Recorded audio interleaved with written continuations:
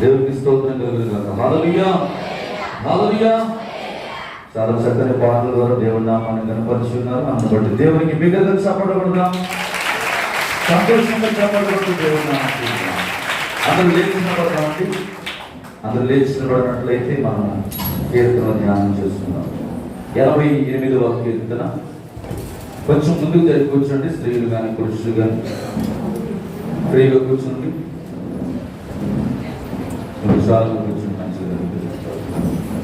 మంచిది. పరిశుద్ధ బైబిల్ కావాలంటే బైబిల్ తీసుకొచ్చిన వాళ్ళందరూ కూడా 88వ కీర్తన కోరావు కుమారులు రచించిన కీర్తన మనం ధ్యానం చేసుకుందాం.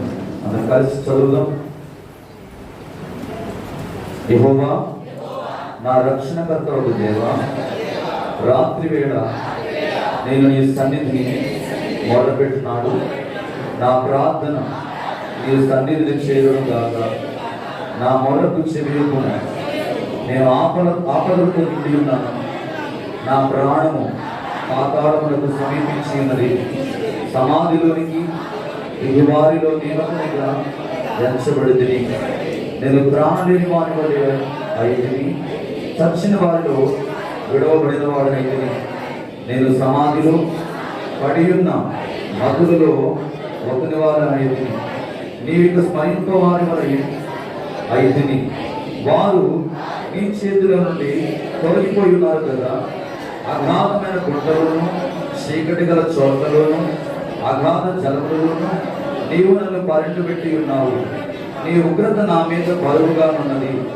నీ తరంగములను నన్ను ముంచుచున్నవి. నా నడవరులను నాకు దూరముగా నీవు ఉంచి ఉన్నావు. నీవు వారి దృష్టికి నన్ను హేయునిగా చేసి ఉన్నావు. వెలుగులకి రావాల కాకుండా నేను బంధింపబడి ఉన్నాను. బాధ చేత నా కన్ను క్షీణించుచున్నది. యెహోవా, ప్రతి దినము నేను నీకు మొరపెట్టుచున్నాను. నీ వైపు నా చేతులు చాపుచున్నాను. మృతులకు నీవు అద్భుతములు చూపెదవా? ప్రేతలు లేచి నిన్ను స్తుతించెదరా? సమాధిలో నీ కృపను ఎవరైనా వివరింతురా? నాశన కోపంలో నీ విశ్వాస్యతను ఎవరైనా చెప్పుకొందురా? అంధకారములో నీ అద్భుతములు తెలియనగునా? పాతాళములో నీ నీతి తెలియనగునా? యెహోవా, నేను నీతోనే మనవి చేస్తున్నాను. ఉదయమున నా ప్రార్థనని ఎదుర్కొను. యెహోవా, నీవు నన్ను విడిచుట ఏలా? నీ ముఖము నాకు చాటు చేయుట ఏలా?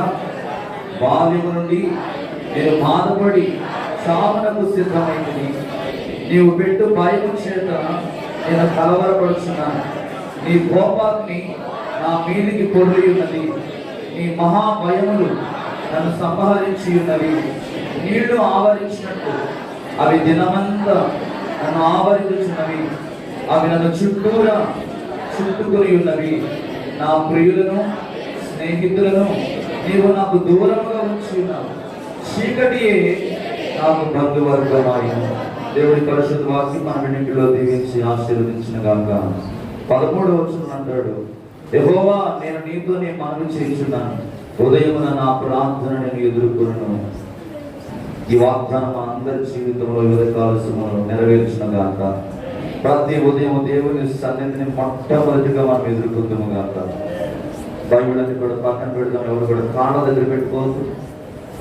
పరిశుద్ధ గ్రంథం కనుక దాన్ని పరిశుద్ధంగా మనం ఉంచుకోవాలి. ప్రభు సన్నిధిలో అందరం కూడా కళ్ళు మోసుకుందాం. గతించిన వారమంతా నీ జీవితంలో దేవుడు చేసిన ప్రతి మేలును బట్టి 2 చేతులు పైకెత్తి ఎవరు కూడా అటు ఇటు అనాలోచనతో ఉండకూడదు. మన దేవుడు ఆరాధనకు యోగ్యుడు. స్తుతులను బట్టి ఆనందించే దేవుడు. స్తుతి కీర్తన బట్టి ఆయన పొగడబడుచున్నాడు. దేవదూతలకు లేని గొప్ప భాగ్యాన్ని దేవుడు నీకు నాకు మనందరికీ అనుగ్రహించినాడు. ఈరోజు కొన్ని కోట్ల మంది దినాన్ని చూడలేక కాలగర్భంలో కలిసిపోయారు. కానీ వారందరికంటే మనం శ్రేష్ఠులు కాదు. దేవుని మహాకృపే, ఆయన కనికరమును బట్టి, ఆయన దయను బట్టి ఈరోజు నీవు నేను సజీవంగా ఉన్నాం. అందును బట్టి దేవుని స్తుతిద్దాం, దేవుని ఆరాధన చేద్దాం.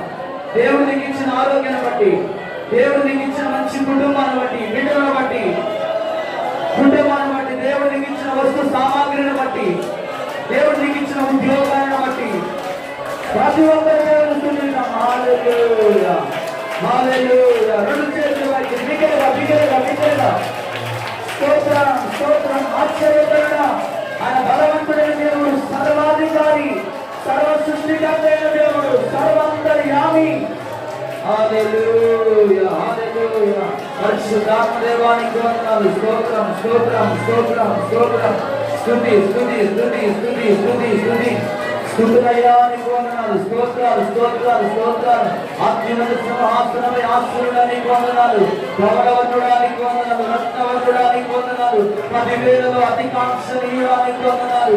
పూజారుడా నీకు వందనాలు. స్తుతులను బట్టి ఆనందించేవాడా నీకు వందనాలు. మా విమోచకుడా నీకు వందనాలు. మా ఆధారమా నీకు వందనాలు. మా దాగు చోటు నీకే స్తోత్రం స్తోత్రం స్తోత్రం. ఎన్ని స్తుతులు చెల్లించిన రుణం తీర్చలేమని, ఎన్ని నామాలతో నామాన్ని స్తుతించిన రుణం తీర్చలేదు. కొన్ని కోట్ల దూతలు నిత్యము పరిశుద్ధుడు పరిశుద్ధుడని గాన ప్రతికారములతో నిత్యము ఆరాధింపబడుతున్న దేవుడు. హల్లెలూయా. రాజాని భవనములో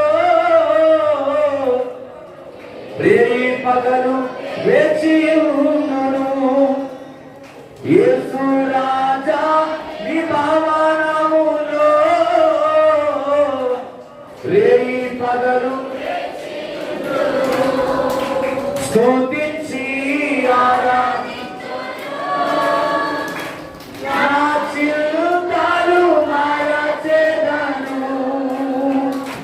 నిన్ను స్తుతించి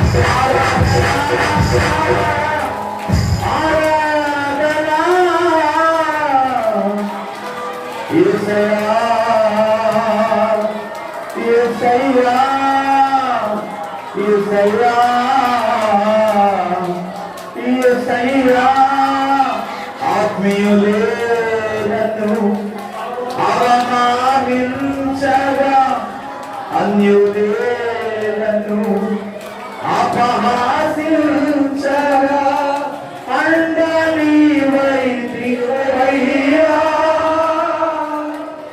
నా కొండ నీవే యేసయ్యా. ఆత్మీయులే నిన్ను అవమానపరిచేమో, ఆత్మీయులే నీ బంధువులే నీ రక్త సంబంధికులే సూటిపడి మాటలు చేత హృదయాన్ని గాయపరుస్తున్నారేమో. అండనీవైతివయ్యా ఆయన నింద ఉన్నాడు. సహోదరి సహోదరుడా, నా కొండ నీవే యేసయ్యా. నీ ధైర్యాన్ని విడిచిపెట్టమాకు, ఓర్పు కలిగి జీవించు, నీ సహనాన్ని కోల్పోమాకు. యేసయ్యా అందరూ హృదయపడుతున్న ఈ పాట పాడదాం. ఈ హృదయకాల సేవలో నా దేవుడిని దర్శించబోతున్నాడు, నా దేవుడిని బలపరచబోతున్నాడు, నా దేవుడిని నిరీక్షణ ఇవ్వబోతున్నాడు, నా దేవుడిని ధైర్యపరచబోతున్నాడు, నా దేవుడు నిలబెట్ట దేవుడు. యేసయ్యా యేసయ్యా యేసయ్యా యేసయ్యా యేసయ్యా యేసయ్యా యేసయ్యా యేసయ్యా యేసయ్యా యేసయ్యా యేసయ్యా యేసయ్యా నిన్నే నిన్నే కొలుతునయ్యా, నీవే నీవే నా రాజువయ్యా. దేవా నిన్నే నిన్నే కొలుతునయ్యా, నీవే నీవే నా రాజువయ్యా. యేసయ్యా యేసయ్యా యేసయ్యా యేసయ్యా యేసయ్యా యేసయ్యా యేసయ్యా యేసయ్యా యేసయ్యా యేసయ్యా యేసయ్యా కొండలను లోయలను అడవులలో ఎడారులలో కొండలలో లోయలలో అడవులలో ఎడారులలో నన్ను గమనించిరావా, నన్ను నడిపించిరావా, నన్ను గమనించిరావా, నన్ను నడిపించిరావా. యేసయ్యా యేసయ్యా యేసయ్యా యేసయ్యా యేసయ్యా యేసయ్యా యేసయ్యా యేసయ్యా యేసయ్యా యేసయ్యా యేసయ్యా యేసయ్యా నిన్నే నిన్నే కొలుతునయ్యా, నీవే నీవే రాజువయ్యా. దేవా నిన్నే నిన్నే కొలుతునయ్యా, నీవే నీవే రాజు.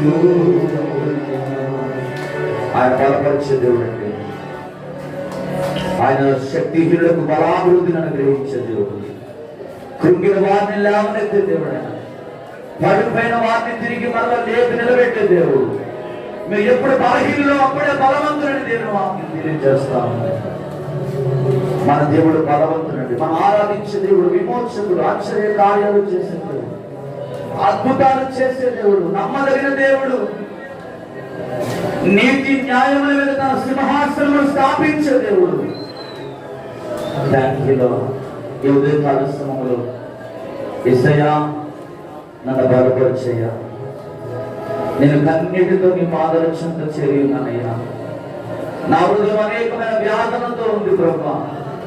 దుఃఖాక్రాంతుడనే నీ సన్నిధిలో నేను నిలిచి ఉన్నాను ప్రభువా. నన్ను బలపరిచయ్యా. నా హృదయంలోనికి రండయ్యా. నా చిన్ని హృదయంలో నీవు నివాసం చేస్తే చాలయ్యా. విరిగి నలిగిన హృదయంలో ఇదిగో తండ్రి నేను స్తుతిస్తున్నాను ప్రభువా. నేను స్తుతించడం తప్ప నేను ఏమి చేయలేను ప్రభువా. విరిగి నలిగిన హృదయంతో నీ పాదాల చెంతన నిలబడ్డాను ప్రభువా. ఈ రోజు నీవు నాతో మాట్లాడయ్యా. నీవు మాట్లాడితే నేను బ్రతుకుతాను యేసయ్యా. నీ మాటే కదరా నన్ను బ్రతికించింది. పాపములో చీకటిలో అంధకారములో నా బ్రతుకును మార్చినదే కదా నీ మాట ప్రభువా. మరొకసారి నువ్వు నాతో మాట్లాడతావని నేను ఆశపడుతున్నానయ్యా. మరొకసారి నీ మెల్లని స్వరమును నాకు వినిపిస్తావని నేను ఆశతో ఎదురు చూస్తున్నానయ్యా. ఈ లోకంలో ఎవరు నన్ను ఆదరించట్లేదు ప్రభువా. ఎక్కడ కూడా నాకు సమాధానం దొరకట్లేదు నాయన. ఏ స్థలంలోకి వెళ్ళినా నాకు అవమానం ఎదురవుతుంది నాయన. ఎందుకు నీ సన్నిధిలో నిన్నాను ప్రభువా. నన్ను బలపరిచి యేసయ్యా. నా జీవితంలో ఒక గొప్ప మలుపు నాకు దయచే ప్రభువా. నేను అనేకులకు నిందాస్పదుడై ఉన్నాను ప్రభువా. వెక్కిరింతల పాల్గొడుతున్నాను ప్రభువా. వెర్రివానిగా నేను కనబడుతున్నాను యేసయ్యా. ఈ రోజు నువ్వు నాతో మాట్లాడితే, ఈ రోజు నువ్వు నాతో మాట్లాడతావని నీ సన్నిధికి వచ్చాను ప్రభువా అని ప్రభువుని అడుగుతాం. ఇంతవరకు ఆయన సన్నిధిలో ఆరాధించడానికి, ఆయన నామాన్ని కనపరచడానికి దేవుడు సహాయం చేసిండుగా. వాక్యము ద్వారా ఈ ఉదయకాల సమయంలో దేవుడు మనందరితో మాట్లాడలాగా, కూడొచ్చిన మనందరికీ దేవుడు దీవించి ఆశీర్వదించినట్టుగా, ఈ ఆరాధన ముగింపు వరకు దేవుడి సన్నిధి మనందరికీ తాకి నడిపించినట్లుగా ప్రార్థన చేసుకుంటాం. మన మధ్యలో భాషం గారు ప్రార్థన చేస్తారు వాక్యం కొరకు.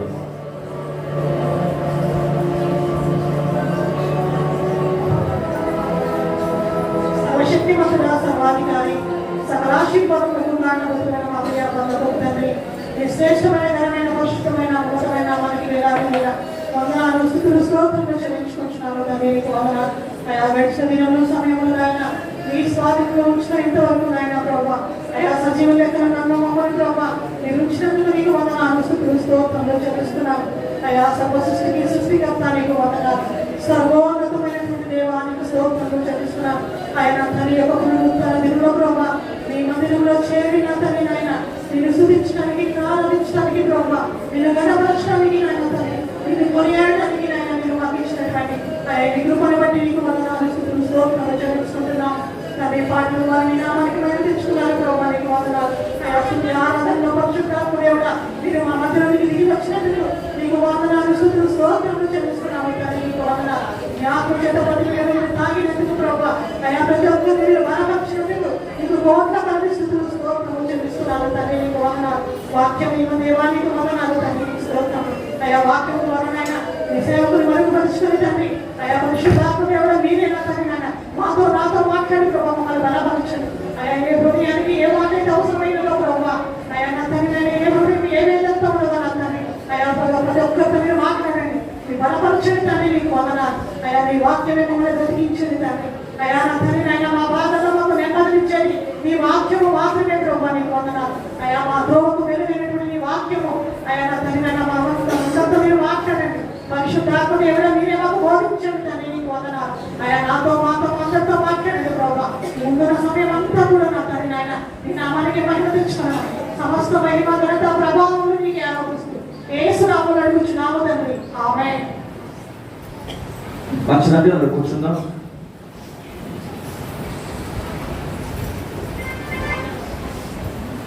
అందరూ వస్తున్నారు. దేవునికి స్తోత్రం కలుగును గాక. హల్లెలూయా. ఎంతమంది ఆరాధన దేవుని సన్నిధిని అనుభవించారు? హల్లెలూయా. అనుభవించారా కదా? అనుభవిస్తే అనుభవించండి చెప్పండి. దేవునికి స్తోత్రం కలుగును గాక. నేనైతే దేవుని సన్నిధిని బాగా అనుభవించాను. నేను గమనిస్తున్న విషయం ఏంటంటే, వాయిద్యాలు ప్రాముఖ్యమైనది ఎప్పుడు కూడా ప్రాముఖ్యమని కాదండి. వాయిద్యాలు ఇంపార్టెన్స్ కాదు. మన హృదయ అంతరంగాల నుంచి దేవుణ్ణి మనం ఎప్పుడు కూడా ఎలా స్తుతించాలంటే హార్ట్ఫుల్ గా స్తుతించాలి, హృదయపూర్వకంగా. దేవుడు మనకు 2 చేతులు ఇచ్చాడు. చప్పట్లు కొడుతూ ఆయన నామాన్ని మనం ఎప్పుడైతే ఆరాధన చేస్తున్నాం. పూర్వంలో ఇటువంటి కీబోర్డు ఫ్యాన్లు ఏమీ కూడా లేవు. కేవలం ఆది సంఘం చప్పట్లు కొడుతూ దేవుని వారి తంతి వాయిద్యములతో, తమ్ముల సితారాలతో, అప్పుడు ఏం పెద్ద సౌండ్ సిస్టమ్స్ ఏమీ లేవు. వారి స్వరాలే పెద్ద మైక్ సెట్స్. దేవుని నామాన్ని ఘనంగా వారు దేవుని ఆరాధించేవారు. దేవుని అద్భుతాలు కూడా అలాగే జరిగేవారు. కానీ దేవుడు మన సంఘాన్ని కూడా ఆధ్యాత్మికంగా ఇంకా దేవుని వాక్యానుసారంగా ఎదిగించిన గాక. ఆమె చెప్దాం. దేవుని ప్రసన్నత ప్రతి ఒక్కరు పొందుకుందరు గాక. నా ఆశ ఏంటంటే యవనస్తులు, పిల్లలు, వృద్ధులు ప్రతి ఒక్కరు కూడా దేవుని సన్నిధి బలంగా అనుభవించాలి. ఒకరు ఆరాధన చేస్తూ ఉంటే మరొకరు ఆరాధన అభిషేకం, ఆ పవర్, ఆ ఆత్మ అభిషేకం, దేవుని ఆత్మ ప్రతి ఒక్కరిని తాకుదు. అలా చిన్నపిల్లలు, పెద్దవాళ్ళు, యవనస్తులు ప్రతి ఒక్కరు సంఘమంతా కూడా ఒక ఆదివారం వచ్చిందంటే ఒక దేవుని అభిషేకం అగ్ని వలె.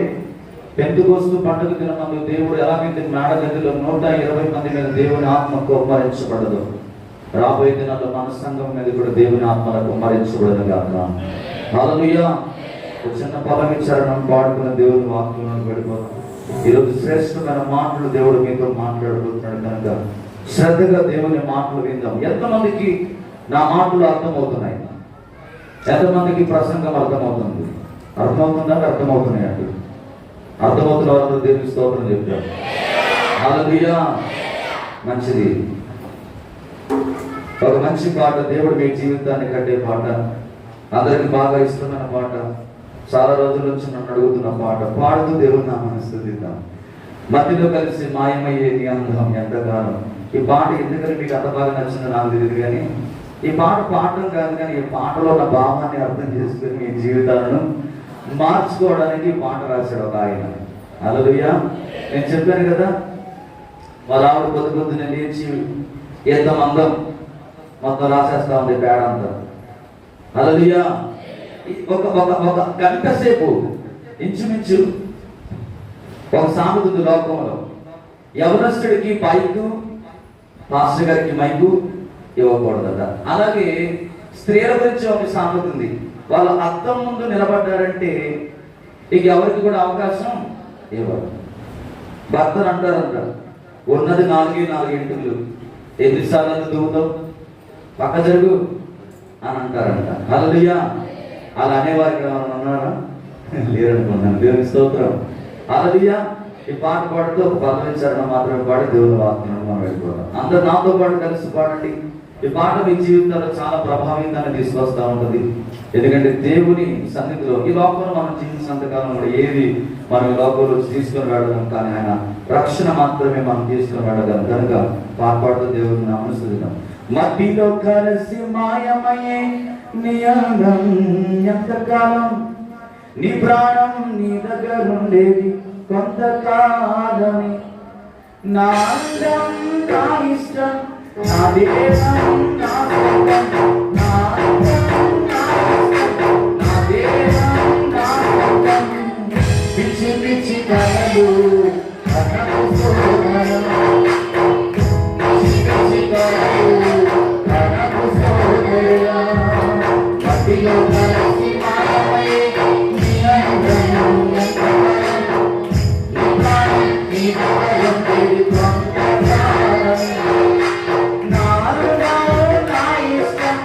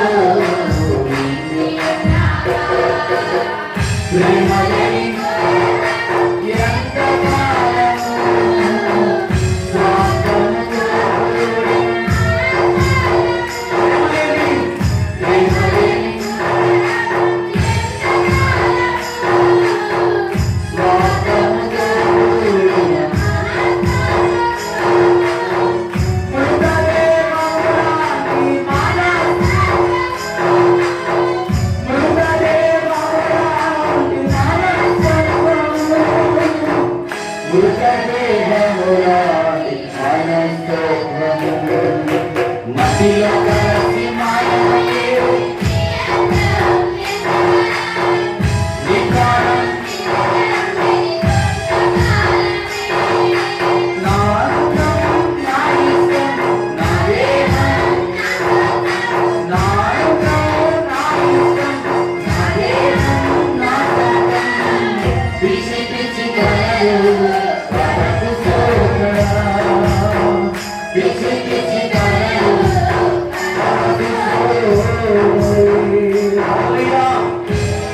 ఏంటండి మెరిసిపడిపోతారంట, ఎగిరెగిరి పడతారంట. గర్వముతో ప్రేమ లేని క్రూరత్వం, ఎంతకాలం స్వార్థముతో కూడిన అహంకారం, మృతదేహము లాంటి మనస్తత్వం, మృతదేహము లాంటి మనస్తత్వం ఎంతలో ఉండి అంతలో మాయమైపోయి ఆవిరి వచ్చి జీవితానికి మానవుడి కంటే ఎక్కువగా ఆరాటం అంట.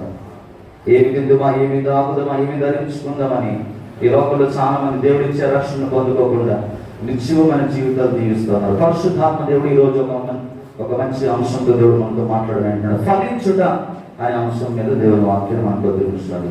ధ్యానించేద్దాం. పరిశుద్ధ బైబిల్ గ్రంథంలో ఫలించుట అనే మాటకు అర్థం ఏంటంటే అభివృద్ధి పొందుటం, లేదా వర్ధిల్లుట, ఆశీర్వదింపబడుట అనే 3 అర్థాలను బైబిల్ గ్రంథంలో తెలియజేస్తాము. బైబిల్ గ్రంథంలో మొట్టమొదటి పురుషుడైన ఆదాము దేవుని సన్నిధిలో ఆశీర్వదించబడ్డారు. మీరు ఫలించి అభివృద్ధి పొంది విస్తరించి భూమిని నిండించి దాన్ని లోపరచుడని ఆదాముతో దేవుడు మాట్లాడిన మాట ఆదికాండము 1వ అధ్యాయము 28వ వచ్చిన వాక్యాన్ని ఒకసారి చదువుదామండి. ఎట్లనగా మీరు ఫలించి అభివృద్ధి పొంది విస్తరించి భూమిని నిండించి దానిని లోపరచుకుంటుని సముద్రపు చేపలను, ఆకాశ పక్షులను, భూమి మీద ప్రాకు ప్రతి జీవిని ఏలుడని దేవుడు వారితో చెప్పిన. దేవునికి స్తోత్రం కలుగును గాక. ఇక్కడున్న మనందరినీ కూడా దేవుడు ఫలించమని చెప్తున్నాడండి. ఈ భూమి మీద పుట్టిన ప్రతి మనిషి ఫలించకుండా ఎవరు కూడా ఒట్టిగా ఉండడం అనేది దేవుని ఉద్దేశం ఎప్పుడు కూడా కానే కాదు. దేవుడు మనకి ఇచ్చిన సంతానము దినదినము వారు శారీరకంగా ఎదుగుదల వారు లేకపోతే మనం ఏం చేస్తాం? పెద్ద పెద్ద డాక్టర్ల దగ్గరికి తీసుకెళ్తాం. మంచి ఆహారం నా బిడ్డలు పెడుతున్నాను, కానీ వీడిలో ఏమాత్రం కూడా ఫిజికల్ గా వీడు శారీరకంగా వీళ్ళ ఎదుగుదల అనేది కనబడలేదండి. ఏంటి లోపం అని చెప్పి ఏం చేస్తామంటే నడనెత్తం నుంచి మొదలుకుంటే అది పాదం వరకు ఎన్ని టెస్టులు చేయాలో అన్ని టెస్టులు చేస్తాం. ప్రభువైన యేసుక్రీస్తు కూడా మనం ఫలించాలని కోరుకుంటాడండి. ఎలా మనం ఫలించగలం? ఎలా మనలో ఫలాలు వస్తాయి? ఏం చేస్తే ఫలాలు మనం పొందుకోగలం? ఎలా మనం ఫలించగలం? ఎవరైనా చెప్పగలుగుతారు? ఫలించడం అంటే చాలా మంది భూ సంబంధమైన ఈ వస్తు సామాగ్రి, ఇల్లు, ఆస్తులు, అంతస్తులు, బంగారం ఇవి అనుకుంటారు. కాదండి. ఫలించడం అనగా దేవునిలో మనం ఫలించాలి. మొదట ఎవరిలో మనం ఫలించాలి? దేవునిలో. ఆయన సన్నిధిలో మనం ఎప్పుడైతే ఫలిస్తామో శారీరకంగా కూడా మనం ఫలిస్తాం. ఆదాముతో దేవుడు మాట్లాడుతున్నాడు, ఇదిగో ఈ తోట అంతా కూడా నీకు నేను అధికారము ఇస్తా ఉన్నాను, కానీ ఈ తోట మధ్యలో ఉన్న చెట్టు ఫలాన్ని మాత్రం నీవు తినకూడదు. ఇది నువ్వు తినమందున ఏమవుతావు అన్నాడు దేవుడు? చనిపోతావు అన్నాడు. కానీ సాతాను ఏం చేస్తా ఉన్నాడండి? సర్పం రూపంలో సాతాను వచ్చి ఎవరిని శోధిస్తా ఉన్నాడు? అవ్వను శోధిస్తా ఉన్నాడు. అందుకే స్త్రీల గురించి దేవుడు ఒక మాట మాట్లాడాడు. ఏమన్నాడండి? బలహీనమైన గడ్డ. ఈరోజు ఒక కుటుంబం కట్టబడాలన్నా, ఒక కుటుంబం చల్లా చెదురైపోవాలన్నా ఎవరు ముఖ్య కారణం? స్త్రీలే. ఒక కుటుంబం ఆధ్యాత్మికంగా నడవాలంటే, ఒక కుటుంబం శారీరకంగా ఎదగాలంటే, ఫైనాన్షియల్ గా ఒక కుటుంబం ఒక ఉన్నతమైన స్థితిలో ఉండాలంటే భార్య పాత్ర చాలా అవసరం కుటుంబానికి. స్త్రీ పాత్ర అనేది కుటుంబానికి చాలా అవసరం. ఏ స్త్రీ అయితే జ్ఞానవంతురాలుగా ఉంటుందో ఆ ఇల్లు ఆశీర్వాదకరంగా ఉంటుంది. ఈరోజు చాలా మంది స్త్రీలు అజ్ఞానంలో జీవిస్తూ ఉన్నారు. ఎందుకని స్త్రీని దేవుడు పక్కటెముకను తీసి పెట్టాడంటే నెత్తి మీద కూర్చోమని చెప్పడం కాదు, నెత్తి మీద కూర్చొని అధికారము చలాయించడానికి కాదు, నెత్తి మీద కూర్చొని ఆధిపత్యమును చలాయించడానికి కాదండి. ఎందుకని దేవుడు స్త్రీని ఏర్పాటు చేశాడంటే తన భర్త యొక్క అడుగు చాడలో తన కుటుంబాన్ని ఆధ్యాత్మికంగా దేవుడు కట్టుకోవడానికి దేవుడు స్త్రీని ఏం చేశాడంటే పక్కనే పెట్టాడు. ఎందుకంటే పురుషుడు వేరు కాదు, స్త్రీ వేరు కాదు, వారిద్దరు ఏక శరీరం. ఆ ఏక శరీరమైన ఆ శరీరంతో సాతానుగా వచ్చి మాట్లాడుతున్నాడు, ఇదిగో ఇది తిను దినమందున మీరు దేవదూతల వలె మారుతారు. ఎప్పుడైతే ఆ మాట విన్నదో ఆ పండు తిన్నది, ఆ పండు తిన్న తర్వాత భర్తకి ఇచ్చింది, వారు దేవుని మాట తృణీకరించడం వల్ల భూమి శపించబడ్డది. అదంతా వేరే సంగతి, మీకు అర్థం కావడానికి కొన్ని విషయాలు చెప్తూ ఉన్నాను.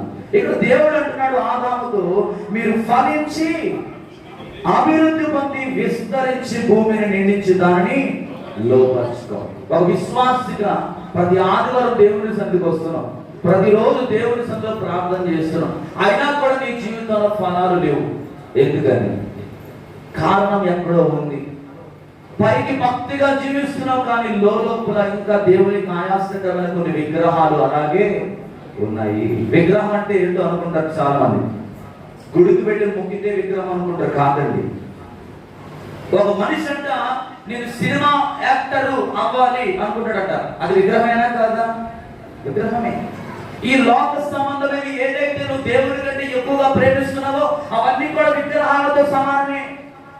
దేవుని సన్నిధిలో దేవునికి సమయాన్ని ఇవ్వాల్సింది పోయి సెల్ ఫోన్ కి సమయం ఇస్తున్నావు, అది విగ్రహమా కాదా? దాన్ని పూజిస్తున్నావా లేదా? పూజిస్తున్నావు.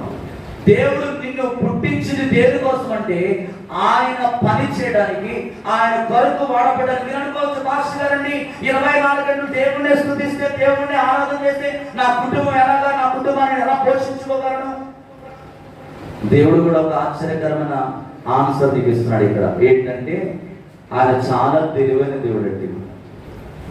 నీ తెలివి ఆయన ముందు ఏమాత్రం కూడా పనికి రానే రాదు.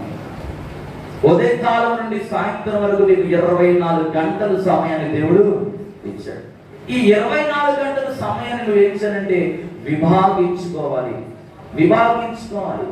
ఏ సమయంలో ఏది చేయమన్నాడో దాన్ని చేసేవాడుగా ఉండాలి. ఈరోజు చాలా మంది కుటుంబాల్లో కుటుంబ ప్రార్థన లేకపోవడం వల్ల ఫలింపు అనేది కనబడట్లేదండి. 9 గంటలు పడుకోవలసిన వాడు నువ్వు ప్రార్థన చేసుకొని 11, 12 అయినా కూడా ఇంకా సెల్ ఫోన్ లో ఆన్లైన్ లో చాటింగ్ చేస్తున్నావంటే నీకేమీ లేదు, ఏం లేదు, దేవుని భయం లేదు. 12, 1 గంటలైనా ఇంకా నడతనే ఉన్నా ఫోన్, ఇన్స్టాగ్రామ్స్ అని టెలింగ్ ఏ ఉన్నాయి కదా మొత్తం రకరకాలు. అవన్నీ కూడా ఏం చేస్తున్నామంటే నడతా కూర్చున్నాం, 12 అయిపోతున్నాయి, కళ్ళన్నీ లోపలికి వెళ్ళిపోతున్నాయి. చిన్న వయసులోనే పెద్ద పెద్ద సోడా బుట్టి కాలువలు వచ్చేస్తున్నాయి, పెద్ద పెద్ద కాలువలు చిన్న వయసులోనే వచ్చేసేసి ఏమైపోతారంటే గుడ్డోళ్ళు అయిపోతున్నారు. కానీ దేవుడు ఏమంటున్నాడు, మీరు ఫలించండి రా, మీరు అభివృద్ధి చెందండి అన్నారు. మీరు విస్తరించండి. విస్తరించమంటే మహల్లో విస్తరిస్తున్నారు. దేంట్లో అంటే పాపములు విస్తరిస్తున్నారు, లోక సంబంధమైన పనుల్లో విస్తరిస్తున్నారు, లోక సంబంధమైన అలవాట్ల విషయంలో విస్తరిస్తున్నారు. కానీ ఆత్మ సంబంధమైన విషయాల్లో విస్తరించడం అనేది కనబడట్లేదు. ఈరోజు వాక్యం దేవుడు నీతో స్పష్టంగా మాట్లాడుతున్నాడు. ఫలించాలి, మనం విస్తరించబడాలండి. మన సరిహద్దులు విశాలపరచబడాలి. మనం తూర్పు, పడమరకు, ఉత్తర, దక్షిణ దిక్కులకు మనం వ్యాపించాలి. మనలో ఉన్న పరిశుద్ధాత్మ దేవుని శక్తి అనేకులకు మనం ఏం చేయాలంటే ట్రాన్స్ఫర్ చేయాలి. హల్లెలూయా. ఎప్పుడైతే నీలో ఉన్న పరిశుద్ధాత్మ దేవుడు నీలోనే ఉండడం కాదు, కానీ ఆ పరిశుద్ధాత్మ శక్తిని ఇతరులకు పంచడం ద్వారా దేవుని కార్యాలు విరివిగా జరుగుతాయి. ఆదాము ఎప్పుడైతే దేవుని మాటను తృణీకరించి తొలగిపోయాడో వెంటనే దేవుని కృపను కోల్పోయాడు. కానీ మరలా వారు దేవుని తెలుసుకున్నారండి. దేవుని సన్నిధిలో పశ్చాత్తాపపడుతూ ఉన్నారు. దేవుని సన్నిధిలో ప్రార్థన చేసుకున్న తర్వాత ఆకాశపు నక్షత్రాల వలె సముద్రపు ఇసుకను మరలా తన కుటుంబం ఆశీర్వదించబడినట్టుగా మనం చూస్తాం. చూడండి, ఆదికాండం 26వ అధ్యాయము 12, 13 వచనాలు చదివింది. అక్కడ మనకు ఒక వ్యక్తి కనబడతాడు. 26వ అధ్యాయం ఆదికాండం. ఒక్కరు చదవండి అర్థవంతంగా.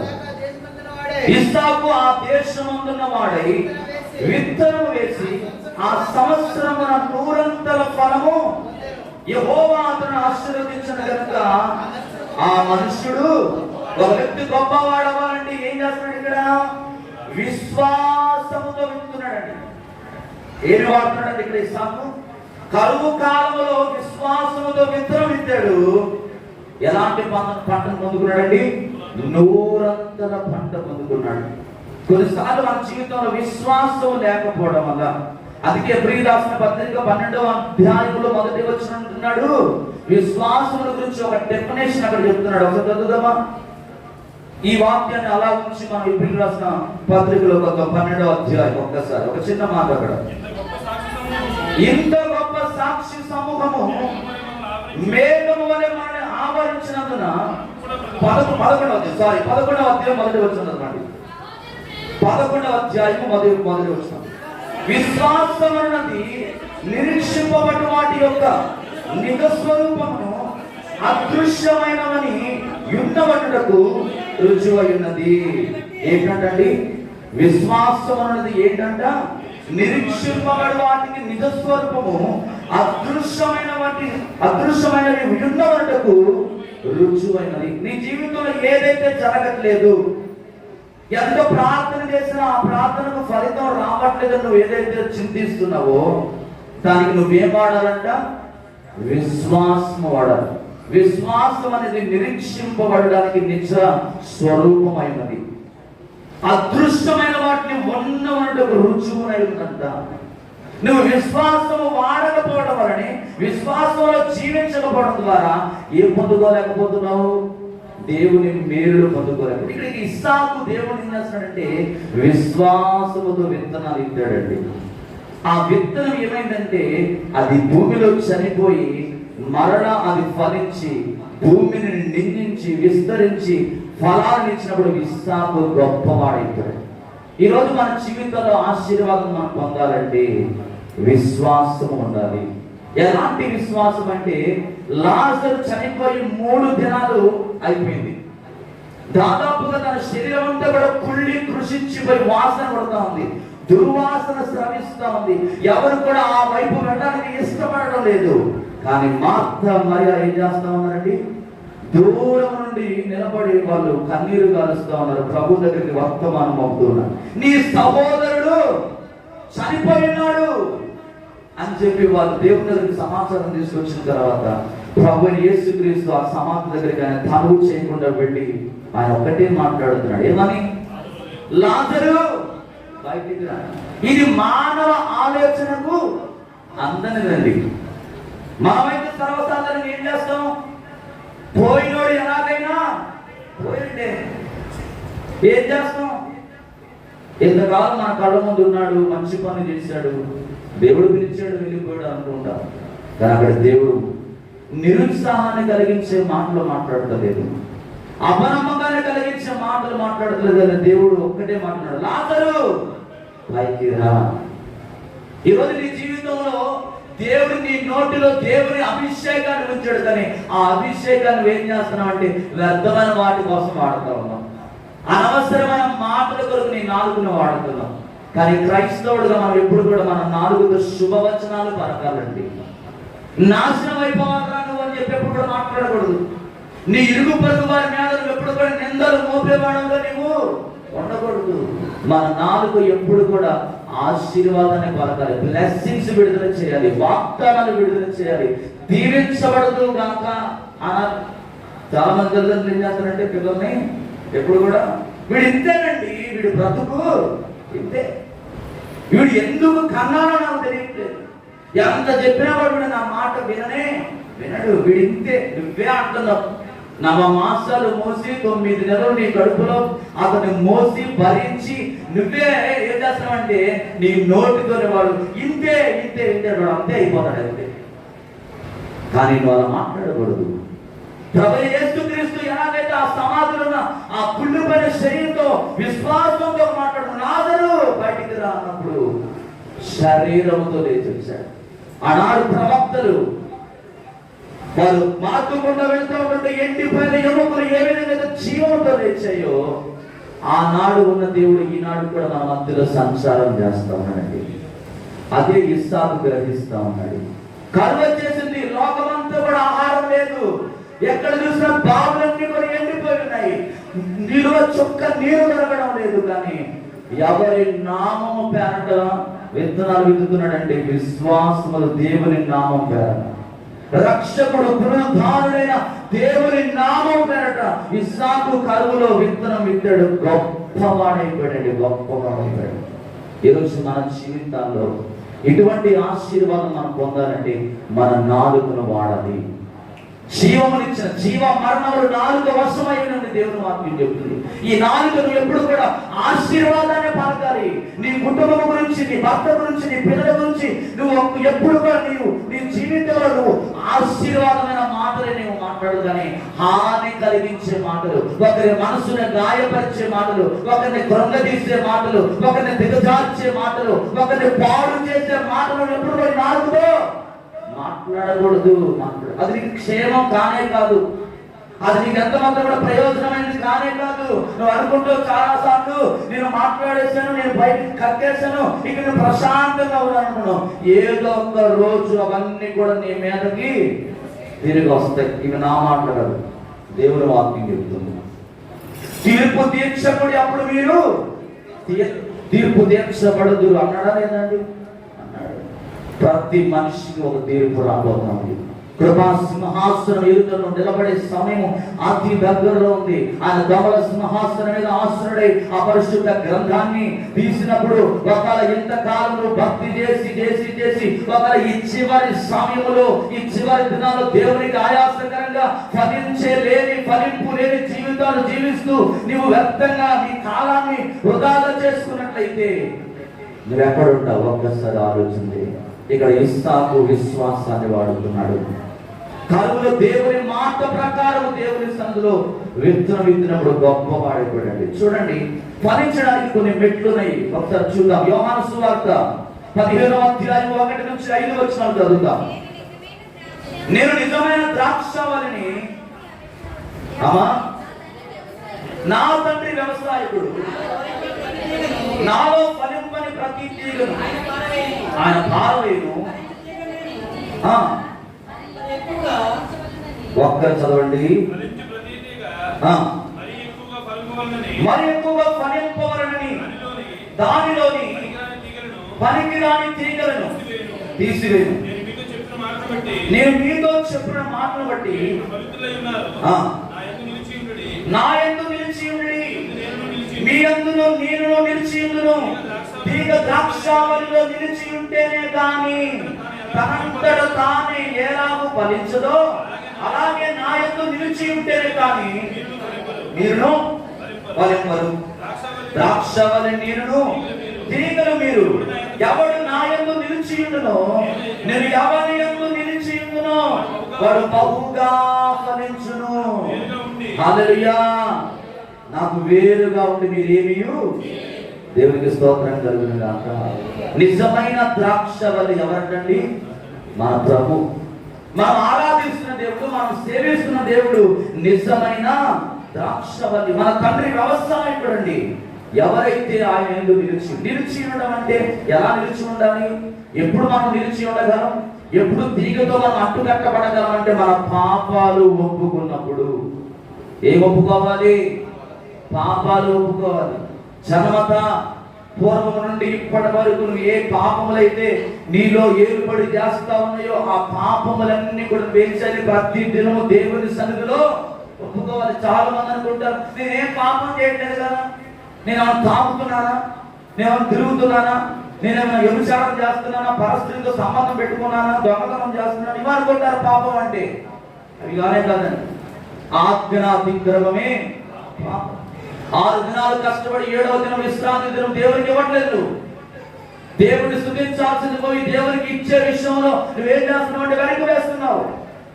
ప్రతిష్టాపనలో ప్రథమ భాగంలో దశమ భాగాల్లో ఏం చేస్తున్నావు అంటే దొంగిలిస్తావు. ఇది పాపం కాదా? నీ మందిరపు నిధిలోనికి నా ప్రజలు ప్రార్థన చేయగానే వారు ఆహారమును మృగుచున్నారని కీర్తనలు అంటాడు. ఏం చేయకుండా అంటండి? ప్రార్థన చేయకుండా ఆహారం ఏం చేస్తున్నారంట? పూజిస్తున్నారంట. వారికి తెలియలేదా అని అంటాడు అక్కడ.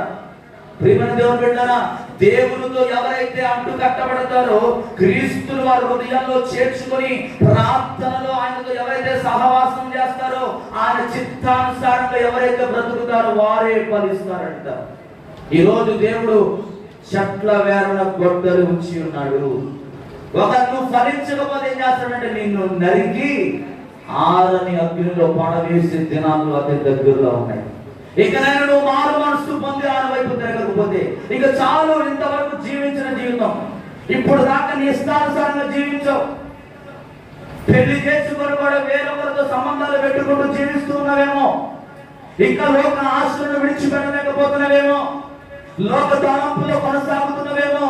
పైకి భక్తిగా జీవిస్తూ ఇంకా లోకంతో సహవాసం చేస్తూ స్నేహాన్ని చేస్తూ దేవునితో దూరంగా ఉంటున్నావు. ఇంకా చాలు చాలు చాలు చాలు, విడిచిపెట్టు. ప్రభు అంటున్నాడు ఇక్కడ, ఫలింపని ప్రతి తీగను ఏం చేస్తానంటాడు ఆయన? తీసి పారవేస్తానంటున్నాడు. తీసి పారవేస్తాను. ఎవడు నా యందు నిలిచి ఉండునో, నేను ఎవరి యందు నిలిచి ఉండునో వాడు బహుగా నాకు వేరుగా మీరేమీ చేయలేదు. కొంతమంది దేవుడికి సామాన్లు ఇస్తారు, పాస్టర్ గారు సామాన్లు ఇస్తారు. నీ అంతు దొస్తానయ్యా ఏమంటాడు? నీ అంతు లేదు చూసి నా అంతు అన్నారా అంటలేదా? అనేవారు ఉన్నారా లేదండి? వారికి నచ్చిన పాత్రలు చేయకపోతే, వారికి నచ్చినట్టుగా ఉండకపోతే, ఈరోజు చాలా మంది ఏంటంటే పాస్టర్ గారిని సమాధి విసిరే అంత రోజు తయారైపోతున్నారు. ఏం లేదు వాళ్ళలో, దేవుడు భయం లేదు. దేవుని భయం లేదు. దేవునికి లోపలిన జీవితాలు వారి జీవితంలో ఎలా ఫలిస్తావు? ఎలా నీ కుటుంబం ఆశీర్వదించబడుతుంది? ఎలా నీ రోగం పోతుంది? ఎలా నీ కుటుంబం దీవించబడుతుంది? ఒకసారి ఎప్పుడైనా ఆలోచన చేశావా? విడిచిపెట్టు. దేవునికి ఆయాసకరమైన మార్గాలు నీలో ఉన్నాయేమో, జాగ్రత్త. విడిచిపెట్టేసి ప్రభు నేను ఫలించాలనుకున్నాను. ప్రభు నేను ఫలింపులోకి తీసుకురావాలని ఆశపడతానని, అభివృద్ధిలోకి తీసుకుని రావాలనుకున్నాడు. ఆధ్యాత్మికమైన మేలుతో నువ్వు నింపబడాలని దేవుడు కోరుకుంటున్నాడు. పరిశుద్ధాత్మ అభిషేకంతో నింపబడాలని కోరుకుంటున్నాడు. నానా విధమైన కృపా వరములతో దేవుడిని అందరిని నింపాలనుకున్నాడు. ఎంతమందికి ఆశ ఉంది? ప్రేమ, సంతోషము, సమాధానము, దీర్ఘశాంతము, ఆశ్రమికము, సాత్వికం, ఈ ఆత్మ ఫలములన్నీ నీ జీవితంలో ఉండాలంటే ఈరోజు దేవునికి ఆయాసకరమైన తీగలు ఏవైతే ఉన్నాయో, పాప సంబంధమైన ఆలోచనలు, పశ్చాత్తాపపడకుండా నీ హృదయాన్ని కఠినం చేసుకున్నావేమో, బండగా మార్చేసుకున్నావేమో, రాతి హృదయంగా మార్చేసుకున్నావేమో, దేవుడి వాక్యాన్ని నీ హృదయంలోకి వెళ్ళనివ్వకుండా అనేక పర్యాయాలు నీవు నీ హృదయాన్ని దేవుడికి దూరంగా చేసుకుంటున్నావేమో. ఈరోజు దేవుడు నీతో మాట్లాడుతున్నాడు. నాకు వేరుగా ఉండి మీరు ఏమీ ఆయన వేరుగా మనం ఏం చేయలేమండి. దేవుడిని ఒక ప్రత్యేకమైన విధానంలో ఆయన పుట్టించాడు. చూడండి, కీర్తన గ్రంథం కీర్తన 1 నుంచి 3 వచనాలు మనం చదివితే అన్నాడు, దుష్టుల ఆలోచన చొప్పున నడవక, పాపుల మార్గము నిలవక, అపహాసకులు కూర్చుంట చోట కూర్చుండక. ఎప్పుడు ధ్యానించాలంట? దివారాత్రులు ఎవరైతే దేవుని వాక్యాన్ని ధ్యానిస్తారో వారు నీటి కాలువల యోరను నాటబడినదై ఆకువాడక తన కాలమందు ఫలమిచ్చు చెట్టు అని ఉంటారు. అతడు చేయనంతయు ఇక్కడ దేవుని వాక్యము విని గ్రహించి అవలంబించిన వారు ఎవరైతే వాక్యానుసారంగా జీవిస్తారో వాళ్ళు ఎలా ఉంటారండి? ఫలిస్తారు. పచ్చని ఫలమిచ్చే చెట్టు వలె వారు ఉంటారు. దుష్టుల ఆలోచన చొప్పున నడుస్తున్నావేమో, చెరుపు చేయవాడా నీకు శ్రమ అంటున్నాడు దేవుడు. ఎవడైనా దేవుని ఆలయం పాడు చేసిన ఎడల వాడిని నేను పాడు చేస్తాడు. అపహాసకులు కూర్చుండే చోట కూర్చోమాకు, అపహాసకులు మాట్లాడే మాటలు వినమాకు. దేవుని వాక్యాన్ని నువ్వు ధ్యానించేవాడుగా ఉండాలి. అపహాసకులు ఏం చేస్తారంటే నేను ఎప్పుడు కూడా సాంతాంలోకి తీసుకెళ్తారు, దుష్టుల త్రావులకు తీసుకెళ్తా ఉంటారు, నాశనానికి గురి చేస్తూ ఉంటారు. కానీ దేవుని వాక్యం నేను ఏం చేస్తానంటే పరలోకానికి తీసుకెళ్తాను. ఇక్కడ దేవుని వాక్యం ధ్యానించిన వారండి ఇక్కడ 30 మార్కు సువార్త 4వ అధ్యాయం 20వ వచనాన్ని ఒకసారి చదువుదాం. మార్కు సువార్త 4వ అధ్యాయం 20వ వచనాన్ని ఒకసారి చదువుదాం. 4:20 మార్క్స్ సువార్త. ఇక్కడ దేవుని వాక్యం ధ్యానించిన వారు ఎలా దీవించబడ్డారో చూస్తాం మనం. మంచి నారణ పడిన విత్తనము ఎవరనగా వాక్యము విని దాన్ని అంగీకరించి 30 60 100 ఫలించు వారని చెప్పాను. ఇప్పుడు విడిచిపెట్టాల్సింది ఏంటి? ఒకటి దుష్టుల సాంగత్యాన్ని నువ్వు విడిచిపెట్టాలి. అపహాస్యతలు ఉండే స్థలాల్లో నువ్వు వెళ్ళకూడదు. సాతాను వేస్తే కబంధ హస్తాల నుంచి నువ్వు ఎప్పుడైతే విడిపించబడి దేవుని వాక్యాన్ని ఎప్పుడైతే ధరించుకుంటావో, దేవుని వాక్యం అంట మంచి నేలను పడిన విత్తనముతో పోలుస్తున్నాడు. వాక్యం అనగా విత్తనం. ఆ విత్తనమైన వాక్యాన్ని నువ్వు ఎప్పుడైతే నీ హృదయంలోకి తీసుకుంటావో, అంగీకరిస్తావో, అప్పుడు నువ్వేమవుతావంట 30 60 100 ఫలిస్తావని దేవుడు చెప్తున్నాడు. 100 ఇక్కడ అన్నాడు, దీపము దీపస్తంభముగా నొంచబడుటకే గాని కొంచెము క్రిందైనను మంచము క్రిందైన నొంచబడ్డకు తేపడలేదు కదా. ఎక్కడ పెట్టబడదు అంట? దీపస్తంభం మీద. ఎవరైతే చీకటిలో ఉంటున్నారో, ఎవరైతే అంధకారంలో జీవిస్తున్నారో అటువంటి వారందరిని కూడా నువ్వు ఎక్కడ నడిపించాలని కోరుకుంటున్నాడు దేవుడు? వెలుగులోనికి నడిపించబడాలి. వెలుగులోనికి నడిపించడానికే దేవుడు నిన్ను పుట్టించాడు. కానీ నీ సహవాసం ఎవరితో ఉంది? ఈరోజు దుష్టులతో సహవాసం చేస్తున్నాం, అపహాస్యతులతో సహవాసం చేస్తున్నాం. దేవునికి ఇవ్వాల్సిన సమయాన్ని దేవునికి ఇవ్వకుండా, దేవుడు ఒక పరిచర్య కొరకు నేను ప్రత్యేకపరిస్తే సాకులు చెప్పుకుంటా ఉన్నావు. నేను ఎందుకు చేయాలి, నాకేం అవసరం అని అనుకుంటున్నావేమో. పాటలు పాడమంటే ప్రతిమను ఆడుకోవాలి, దేవుని కోసం ఏదైనా చేయమంటే ప్రతిమను ఆడుకోవాలి. ఎందుకని నువ్వు అలా నీ హృదయాన్ని కఠినపరుచుకున్నావు? ఒక్కసారి ఆలోచించు. ప్రభు అంటున్నాడు, నీవు ఫలించకపోతే ప్రతి తీగను తీసేస్తాను అంటున్నాడు. అలా ఉండకూడదండి మన జీవితాలు. దుష్టుల సాంగత్యాన్ని విడిచిపెట్టి మంచి నేలను పడిన విత్తనము వలె మనం ఫలించే వారిగా ఉండాలి. లూకా సువార్త 8వ అధ్యాయము 15వ వచనం అంటున్నాడు కదా. 8వ అధ్యాయం 15వ వచనం ఒకసారి చదువుతాం. మంచి నేలను యోగ్యమైన మంచి మనసుతో వాక్యాన్ని విని దాన్ని అవలంబించి ఓపికతో ఫలించేవారంట. ఏముండాలి మనకి? ఓపికతో ఉండాలి. యోగ్యమైన మంచి మనసుతో దేవుని వాక్యాన్ని వినాలి. మార్పు వేస్తారు కొంతమంది.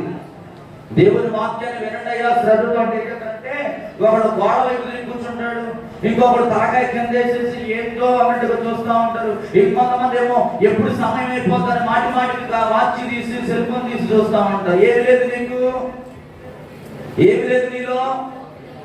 యోగ్యమైన మనసు లేదు, లోబడే మనసు నీకు లేదు. లోబడే మనసు ఉండాలి.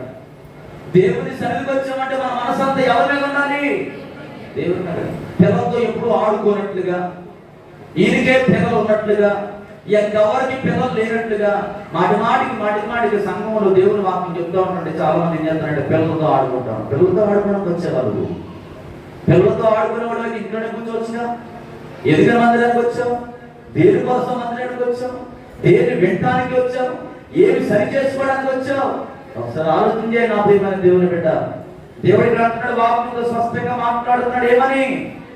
మంచి నేల నుండి విత్తనము పోలిన వారెవరనగా యోగ్యమైన మంచి మనసుతో వాక్యాన్ని విని దాన్ని అవలంబించి ఓపికతో ఫలించే వారే ఫలిస్తారు. మంచి మనసుతో విత్తనాన్ని, దేవుని వాక్యాన్ని వినకపోతే నువ్వు ఫలించలేవు. దేవుని సన్నిధికి వచ్చినామంటే భయభక్తులు కలిగి ఉండాలి. దేవుని మాటకు విధేయత కలిగి ఉండాలి. ఇక్కడ దేవుడు ఉన్నాడని కలగడ వరకు దాని సన్నిధిని అనుభవించాలి. అలా లేకుండా నువ్వు దేవుని సన్నిధికి రావడం అనవసరం. ఏదో ఆశ్రయించుకోవడానికి వచ్చినట్లు ముఖం చూపించి వెళ్ళిపోవడానికి కాదని మనం దేవుని సన్నిధికి వస్తున్నాం. ఈ రోజు నా మాటలు మీకు బాధకరంగా అనిపించొచ్చేమో, అయినా పర్వాలేదు, సరి చేసుకోండి. మీ జీవితాలు మార్చుకోండి. ఇంకా నీ జీవితంలో ఫలింపు రాకపోవడం గల కారణం చేదని ఈ వేర్లన్నీ నీలో ఉన్నాయి. ఈ వేరు తొలగించుకుంటేనే నువ్వు ఫలిస్తావు. ఈ ఆయాసకరమైన దేవునికి ఆయాసకరమైన ఏ పేరులన్నింటినీ కూడా నువ్వు తొలగించుకుని దేవుని మాటకు ఎప్పుడైతే లోబడతావో, సేవకునికి ఎప్పుడైతే లోబడతావో, మందిరాన్ని ఎప్పుడైతే ప్రేమిస్తావో, అప్పుడు నా దేవుడు నీ ప్రార్థన వింటాడు. హల్లెలూయా. అప్పుడు నా దేవుడు నీ ప్రార్థనకు సమాధానిస్తాడు. ఈరోజు నువ్వు దేవుని మాటకు లోబడేవాడు, మంచి మనసు, హార్ట్ఫుల్ గా, ఏమి నిస్వార్థం లేని హృదయంతో ఉన్నాడు. ఫలితం ఆశించని వాడుగా ఉన్నాడు. ఏమండి, నీవే ఫలితం ఆశిస్తే నా దేవుడు ఎప్పుడో ఆలోచించాలి. ఆయన పరిచర్య చేయడానికి వచ్చాడు కానీ చేయించుకోవడానికి రాలేదు. కానీ నువ్వేం చేస్తున్నావు? ఆలోచించే ఒకసారి. నేను ఎవరిని కూడా క్రిటిసైజ్ చేయడానికి మాట్లాడలేదు, తక్కువ చేయడానికి ఏమైనా మాట్లాడలేదు. పరిశుద్ధ గ్రంథంలో మాటలు చెప్తున్నాను. ఈరోజు ఎందుకో దేవుడు ఈ వాక్యం ద్వారా మీతో మాట్లాడుతున్నాడు. ఒక్కసారి ఆలోచించండి. ఇంకా మన సంఘం ఆశీర్వదించబడాలని దేవుడు కోరుకుంటున్నాడు. ఇంకా అనేక మందికి నువ్వు మాదిరికరంగా ఉండాలని దేవుడు కోరుకుంటున్నాడు. ఇది కాదు నీ జీవితం విడిచిపెట్టే. ఆనాడు ఆదాము ఎలాగైతే భూమిని నిందించి అభివృద్ధి పొంది దాన్ని విస్తరించారు, ఈరోజు ఇప్పుడున్న వారందరూ యేసు నామములో విస్తరించబడ్డారు గాక. ఇక్కడ మీ అందరికి మంచి మనసు వచ్చిన గాక, యోగ్యమైన వారిగా మార్చబడతారు గాక. చూడండి, ఏ విషయాల్లో మనం ఫలించాలో దేవుడు ఇక్కడ మాట్లాడుతున్నాడు. నిర్గమకాండము 34వ అధ్యాయం 29 నుండి 35 వచనాలు మీరు చదివితే, ఒకటంట మనం శరీరకంగా మనము ఫలింపులోనికి రావాలి. నిర్గమకాండం 34. మోషే సీనాయి కొండ దిగుచుండగా శాస్త్రములు గల 2 పలకలు అతడు ఆ కొండ దిగుచుండగా ఆయన అతనితో మాట్లాడుచుండెను.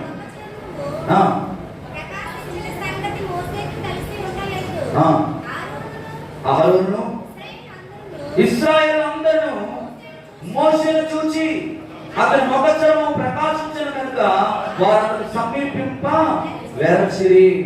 మోషే వారిని పిలిచినప్పుడు అహరోను సమాజ ప్రధానులందరూ అతని యొద్దకు తిరిగి వచ్చిరి.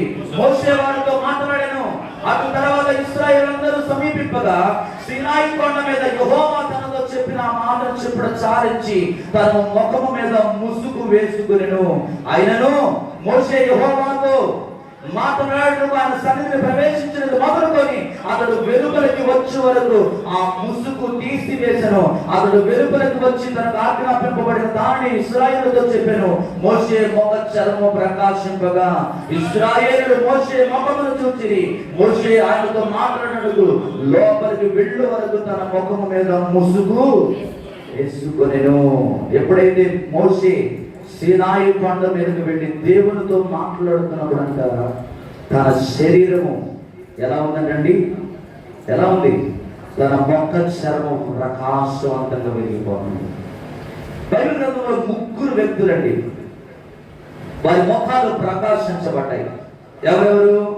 ఒకరు మోషే, రెండవది దానియేలు, మూడోది ఎవరు? షద్రకు, మేషకు, అబేద్నెగో అనేవారు. వీరందరూ కూడా దేవునితో వారు సహవాసం చేస్తున్నారండి. వారిని అగ్నిలో వేసి వారిని బాధించినా కూడా, ఎంతగానో వారిని శ్రమ పెడుతున్నా కూడా వారు ఎవరి నామాన్ని విడిచిపెట్టలేదు, దేవుని నామాన్ని విడిచిపెట్టలేదు, దేవునికి అవిధేయులుగా జీవించలేదు. శరీరానుసారంగా వారు శరీరం అంతా కూడా గాయాల పాలైనప్పటికీ అనేక అక్కడున్న ఆయుధాలతో వారి శరీరాన్ని గాయపరుస్తున్నప్పటికీ వారు దేవుని ఆరాధించడం ప్రారంభిస్తున్నారు. దేవుని స్తుతిస్తూ ఆరాధన చేస్తున్నారు. దేవుని నామాన్నే కనపరుస్తున్నారు. దేవుని మాటకు లోపడటం ద్వారా వారి సౌందర్యవంతులుగా తయారయ్యారు. వారి ముఖము ప్రకాశవంతంగా వెలుగుతా ఉంది. వారు ఆరోగ్యంగా ఉన్నారు. మోషే ఎన్ని సంవత్సరాలు బ్రతికాడు? ఎన్ని సంవత్సరాలు అండి? ఎన్ని సంవత్సరాలు బ్రతికాడు? అమ్మా, 120 సంవత్సరాలు. ఈ 120 సంవత్సరాలు కూడా మోషే జీవితంలో అతని చూపు మందగిలలేదు, అతడు వేసుకున్న చెప్పులు పాతగిలలేదు, వస్త్రము పాతగిలలేదు, చెప్పులు అరిగిపోలేదు. ఎలా సాధ్యమైంది? దేవునితో సహవాసం చేయడం ద్వారా. దేవునితోనే ఫెలోషిప్ చేస్తా ఉన్నాడండి. ఆ ఇశ్రాయేలు ప్రజలు 6 లక్షల కాల్వలాన్ని నడిపించడం అంటే మామూలు విషయం కాదు. ఒక 500 మంది ఉన్న సంఘాన్ని నడిపించడానికి ఈనాడు పాస్టర్ గారు తలకిందులైపోతున్నారు, తరామరదలైపోతా ఉన్నారు. కానీ మోషే ఏం చేస్తున్నాడండి? 6 లక్షల కాల్వలాన్ని నడిపించడానికి గల కారణం మోషే దేవునితో సహవాసం చేస్తున్నాడు.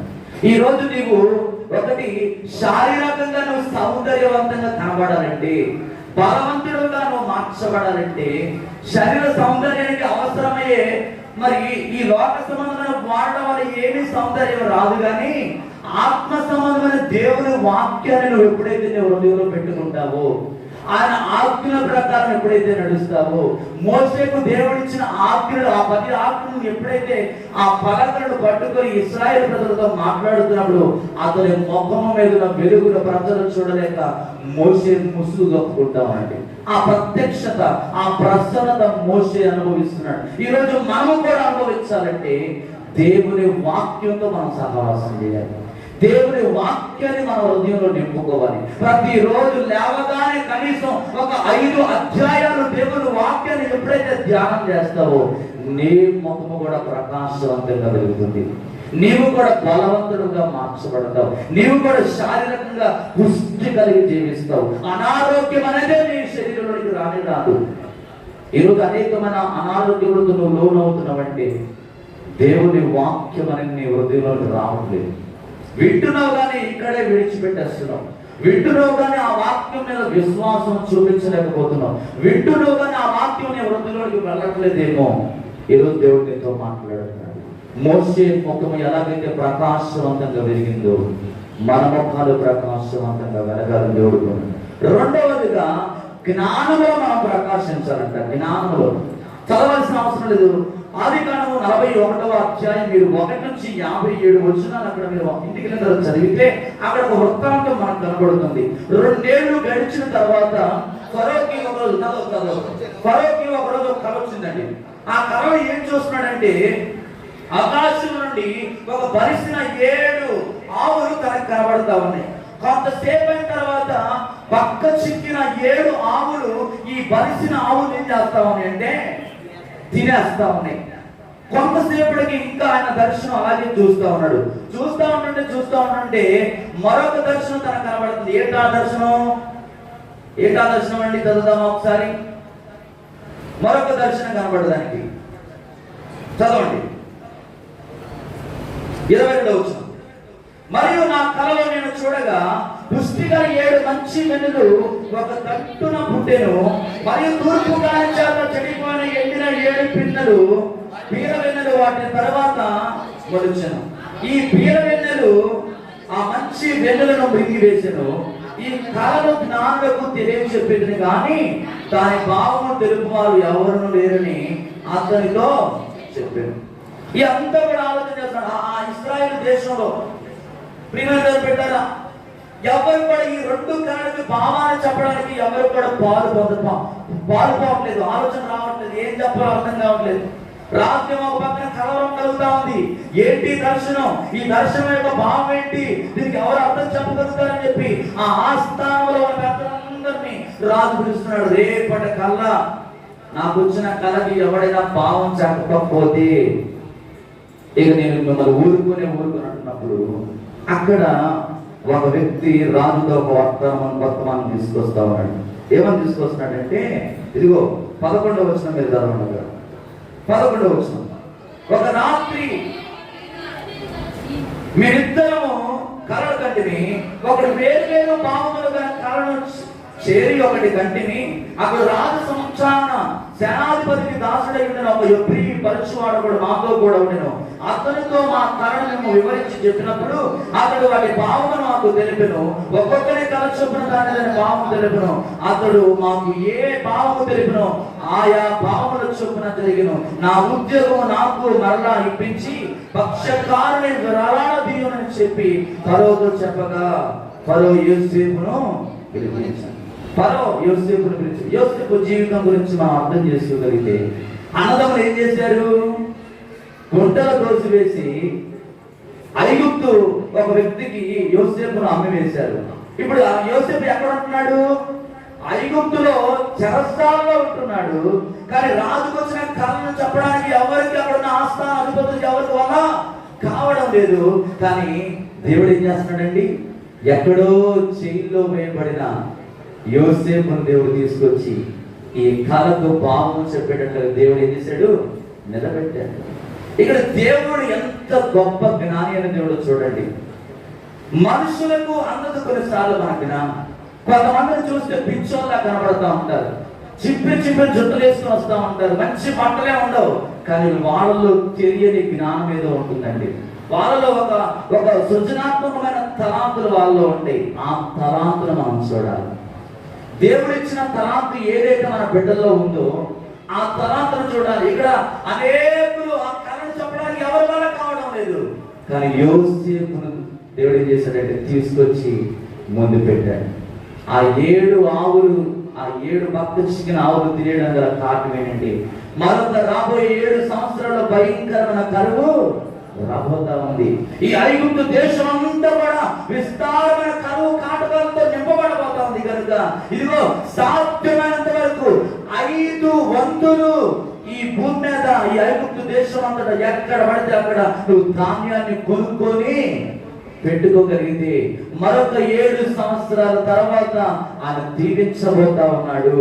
ఈ కరువు కాలం అంతా తప్పించుకోవడానికి నీవు ధాన్యాన్ని కొనుక్కోవాలి. దీని అర్థం ఇది అని చెప్పి ఎప్పుడైతే యోసేపు ఆ కళకు అర్థం చెప్పాడో ఫరో వెంటనే ఏం చేశాడు, చిరిగిపోయిన వస్త్రాలతో, పాత వస్త్రాలతో ఉన్న యోసేపు వస్త్రాలు తీసివేసి తనకి బ్రేలుకు ఉంగరాన్ని తొడిగించి రాజ వస్త్రాలను ధరించి తన రాజ మందిరంలో ఒక గదిని యోసేపుకి ఏర్పాటు చేసి ఫరో కుమార్తెలో ఒక అతని పోతీఫరు కుమార్తెనిచ్చి వివాహం చేయడమే కాదు, ప్రధానిగా దేవుడు నిలబెట్టాడండి. ప్రధానిగా నిలబెట్టాడు. అందుకే దేవుడు వాక్యం చెప్తుంది, వారిలో ఒంటరి అయిన వాడు 1000 మంది అవుతాడంట. బలమైన జనాంగంగా. ఈ రోజు నువ్వు తృణీకరింపబడిన స్థితిలో ఉన్నావేమో, కానీ ఎప్పుడైతే దేవుని వాక్యాన్ని వింటావో, ఎప్పుడైతే దేవుని మాటకు లోబడతావో ప్రభువుని ఏం చేస్తానంటే ఉన్నతమైన స్థితిలో యోసేపును నిలబెట్టినట్టుగా నిలబెడతాడు. మూడవదిగా మనం ఆర్థిక విషయాల్లో ఆశీర్వదింపబడాలని దేవుడు కోరుకుంటాడండి. యోబు గ్రంథము 1వ అధ్యాయము 1 నుంచి మీరు 3 వచనాలు చదివితే, యోబు గ్రంథం 1వ అధ్యాయము 1 నుంచి 3 వచనాలు. ఊదు దేశమందు యోబు అనే ఒక మనుషుడు ఉండెను. అతడు యథార్థవంతుడును న్యాయవంతుడునై దేవుని యందు భయభక్తులు కలిగి చెడుతనము విసర్జించిన వాడు. అతనికి 7 కుమారులు 3 కుమార్తెలు కలిగిరి. అతనికి 7,000 గొర్రెను, 3,000 ఒంటెలను, 500 జతల ఎడ్లను, 500 ఆడు గాడిదలను కలిగి బహుమంది పనివారును అతనికి ఆస్తిగా ఉండెను. కనుక తూర్పు దిక్కు జనందరిలో అతడే గొప్పవాడిగా. యోబు ఇక్కడ ఎవరి యందు ఉన్నాడండి? యథార్థవంతుడుగా దేవుని సొంత జీవిస్తున్నాడు. ఇంకొక లక్షణం ఏముంది ఆయనలో? న్యాయవంతుడంట. ఇంకేంటంట? దేవుని యందు భయభక్తులు కలిగి, దేవుని యందు భయభక్తులు కలిగి జీవించాడు కనుక ఇంత ఆశీర్వాదాన్ని పొందుకున్నాడు. బైబిల్ గ్రంథంలో ఇద్దరు వ్యక్తులు దేవుని యందు భయభక్తులు కలిగి ఉన్నారు. ఒకటి అబ్రహాము, రెండవదిగా యోబు అండి. అబ్రహాం అయితే దేవుని మాటకు లోబడ్డాడు. తాను చూపించు దేశానికి వెళ్ళినప్పుడు ఆకాశపు నక్షత్రాల వల్ల దేవుడు అబ్రహాంను ఆశీర్వదించాడు. యోబు దేవుని యందు యథార్థంగా జీవిస్తున్నాడు. న్యాయముగా తన ప్రవర్తన ఉంది. దేవుని మాటకు లోబడుతున్నాడు కనుక ఎంత ఆశీర్వాదాన్ని పొందుకున్నాడు. మనం ఆర్థిక విషయాల్లో ఆశీర్వదించబడాలంటే దేవుని మాటకు విధేయులు ఉండాలి. ఆర్థిక విషయాల్లో చాలా జాగ్రత్తగా ఉండాలండి. దేవుడు నీకు ఇచ్చిన ధనాన్ని ఇష్టానుసారంగా నువ్వు ఖర్చు పెట్టుకోకూడదు. వ్యక్తమైన వాటి కొరకు ఖర్చు పెట్టకూడదు. దేవుడు నీకు ఇచ్చిన ప్రతి రూపాయిలను లెక్క అడగబోతున్నాడు. లెక్క అడుగుతాడా? అడుగుతాడు. ఇప్పుడు 10,000 రూపాయలు ఉన్నాయండి. 1,00,000 రూపాయలు నువ్వు షాపింగ్ చేసామనుకోండి, ఇంకెంత అప్పు చేయాలి? ఎంత అప్పు చేయాలి? 90,000 రూపాయలు అప్పు చేయాలి. అవసరమా? 10,000కు సంబంధించి 10,000కే మనం పర్చేస్ చేయాలి. నీకు వచ్చే జీతం 15,000, కానీ నీ ఆశ ఎలా ఉంది? బారుంది. ఎలా సాధ్యమవుతుంది? సాధ్యం కాదు. కాళ్ళు మనం ఎంతైతే చాపుకుంటామో అంతే మన సంపాదన మనం జాగ్రత్తగా ఖర్చు పెట్టుకునే వారుగా ఉండాలి. అప్పులు చేసి ఆర్పాటానికి ఎప్పుడు కూడా పోకూడదండి. అప్పులు చేసి ఆనందాన్ని అనుభవించాలని ప్రయత్నం చేయకూడదు. అప్పులు చేసి లావిష్గా బ్రతకాలని ఎప్పుడు కూడా ఆలోచన చేయకూడదు. క్రైస్తవుడిగా మనం ఎప్పుడు కూడా ఆర్థిక విషయాలు చాలా జాగ్రత్తగా ఉండాలి.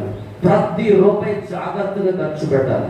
ఒకప్పుడు నేను చాలా వ్యర్థంగా ఖర్చు పెట్టేవాడు. మా అందరూ ఎప్పుడో మాట అంటుండేవాడు, నీకు ఇప్పుడు ఏమీ అర్థం కాదురా, నీకు రేపు పొద్దున పెళ్ళయ్యి 2 పిల్లలు పుడితే అప్పుడు తెలుస్తుంది డబ్బు విలువ ఏంటో అంటూ ఉండేవాడు. ఈరోజు నేను కొన్నిసార్లు ఎప్పుడైనా వ్యర్థంగా నేను ఒక ఆలోచించిన, వ్యర్థంగా ఖర్చు పెట్టిన మా పాస్టర్ గారు ఎప్పుడు కూడా నాకు ఆలోచన చెప్తూ ఉంటుంది, లేదు జాగ్రత్తగా ఉండాలి, జాగ్రత్తగా ఉండాలి. ప్రేమను దేవుడు పెట్టారా?